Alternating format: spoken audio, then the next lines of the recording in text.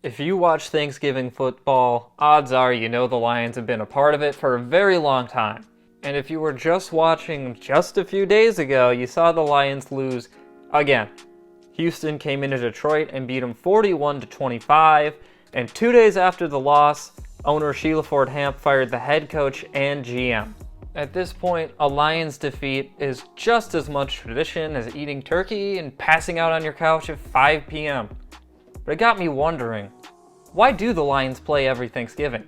Well, it turns out the Lions have an all-time record on Thanksgiving of 37-42-2, which actually isn't as bad as I thought it would be, but it's still not good. It all started with this man, George A. Richards. In 1934, he bought this group of overjoyed men for the outrageously expensive price of $23,000. Yes, he purchased the Portsmouth Spartans, moved them to Detroit, and renamed them the Lions. The only problem? They had a hard time filling their stadium. The Detroit Tigers were the city's pride and joy at the time, and they'd existed for 34 years at this point. Not to mention they were just a season away from their first World Series victory. So Richards problem solved. He had the Lions play on Thanksgiving. Detroit took on Chicago for the first time that year on the national holiday. And it worked. The stadium was filled to capacity, and thousands of fans had to be turned away. While other teams had played on the day of the turkey before, what made Detroit unique was Richards. He owned an affiliate radio station of the NBC Blue Network and was able to have the game broadcasted to 94 stations across the country. The Lions gained notoriety and revenue. As for the game, in true Lions fashion, they lost 19-16 to the Bears. In fact, the Lions lost 7 of their first 10 Thanksgiving Day games, but a tradition was born. Now I want to focus on the Lions' worst Thanksgivings ever to give you a sense of what it's like to be a Lions fan. The worst streak of Thanksgiving L's came from 2004 to 2012. That's 9 years in a row of disappointment on a day when you're supposed to be grateful. By 2012, the Lions had lost 11 of their last 12 Turkey Day appearances. This streak makes sense because this is one of the worst eras of Lions football ever. And that's saying something. Right in the middle of the streak in 2008, Detroit went 0-16, the first NFL team ever to do it. Every year during the streak was a losing season except for 2011. That year the Lions were able to clinch a wildcard spot, but were immediately decimated by the Saints in the fourth quarter. Perhaps the most gut-wrenching loss during the streak came in 2012 against the Texans. The Lions were up 24-14 in the third quarter when the ball was handed off to Justin Forsett. Here they go with Forsett.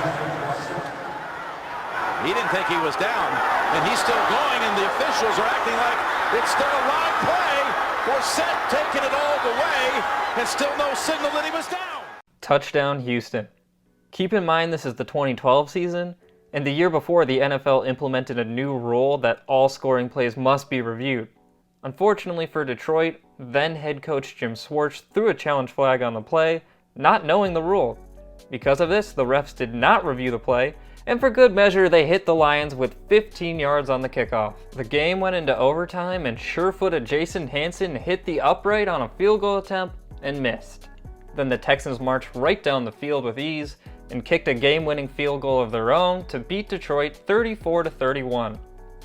To make things worse, the Lions lost every game after that point, losing 8 straight to finish the season with a 4-12 record. The cherry on top, the Texans won their division by 1 game that season and beat the Bengals in the wildcard game. But that's not the most Lions Thanksgiving ever. No, to see the worst of the worst, we have to go outside the streak. Let's go even further back in time. It's 1980. Detroit versus Chicago at home. The Lions go up early and have a 17-3 lead at the end of the third quarter. Check out this pass play to the soon-to-be Offensive Rookie of the Year, Billy Sims. Talk about yards after catch, man. Lions have the momentum. Unfortunately, this doesn't last, and the Lions blow their lead in the fourth quarter. They gave up 2 touchdowns, the latter being a 94-yard drive on 14 plays as time expired. Noticing a theme here? We head to overtime, the first overtime of Thanksgiving Day history.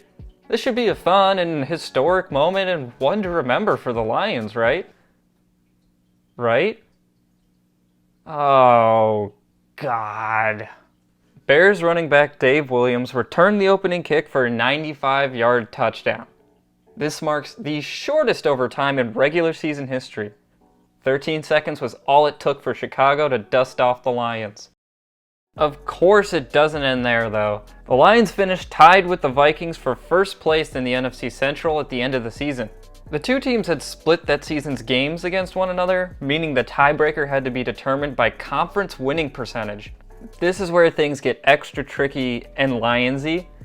Every team in the NFC Central had played 12 conference games, except Detroit. They played 14. Why? Who knows? The Lions finished 9-5 in conference play, and the Vikings finished at 8-4. So the Lions won and lost one more game than Minnesota in the NFC Central. That gave the Vikings a better winning percentage in conference, and they got the playoff nod over the Lions. Looks like turkeys aren't the only animal that gets killed on Thanksgiving. It wasn't always this way. In fact, there was a time when the Lions won 6 straight Thanksgiving Day games. Of course, it was back when watching football on TV looked like this, but W's are W's. From 1950 to 1955, the Lions won every turkey game they played. By 1958, Detroit had won 8 of their last 9, almost exclusively against the Packers. My, how the times have changed. Similar to the losing streak, the winning streak came during the best era of Lions football. During the 9-year stretch, Detroit went to 4 NFL championships, and they won 3 of them. They won their last playoff game for 34 years in 1957, and also won their 4th overall NFL title that year.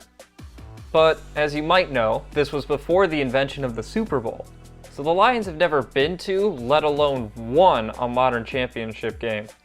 However, during this streak, the Lions didn't just win their Thanksgiving Day games, they dominated them. Of their 8 wins during this time, only 2 were less than a 10-point victory. In 1950, Detroit beat the New York Yanks by 35, creative name by the way, New York, and the next season they beat Green Bay by 24. While this era was great for the Lions, it doesn't showcase the true nature of the club. To find a Thanksgiving game that embodies a Lions W, we have to jump forward in time. Now, we go to 1998. The Pittsburgh Steelers are in town. The two teams played a back-and-forth game that ended in a 16-16 tie. Wouldn't you know it? Another overtime.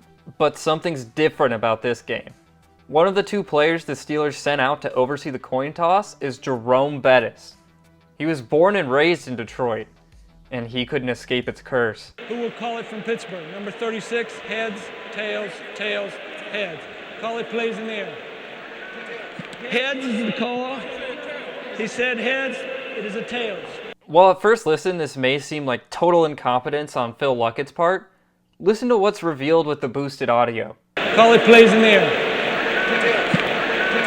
I hear tails. Now it makes sense. It's like when you're taking a true-false test and you have to mark either the letter T or F, and you don't know the answer, so you just mark something that looks like both a T and an F. The only difference is Lucky can't just fail Bettis. He has to decipher one of the 2 sides based on what Bettis said.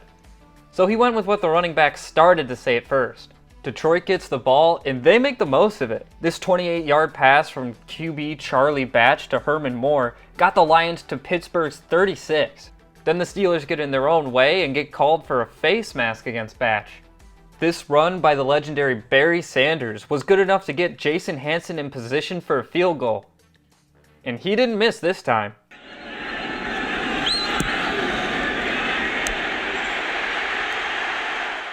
Detroit wins 19-16.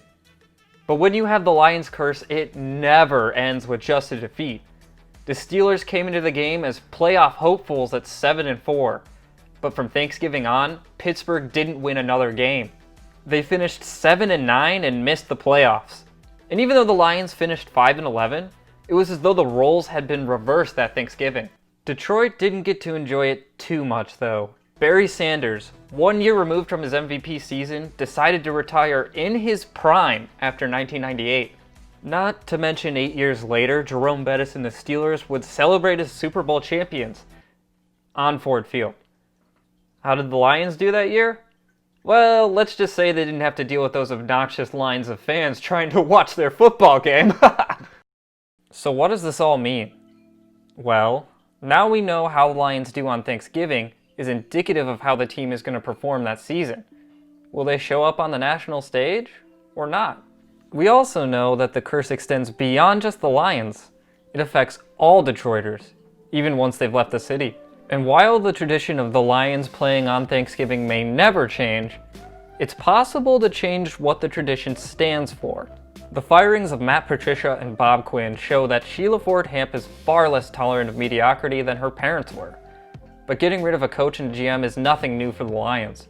The difference with this year is that for the first time in over 50 years, the Lions are owned by someone who is neither Henry Ford nor his wife Martha. Their daughter has a chance to make Detroit Thanksgivings a little more merry.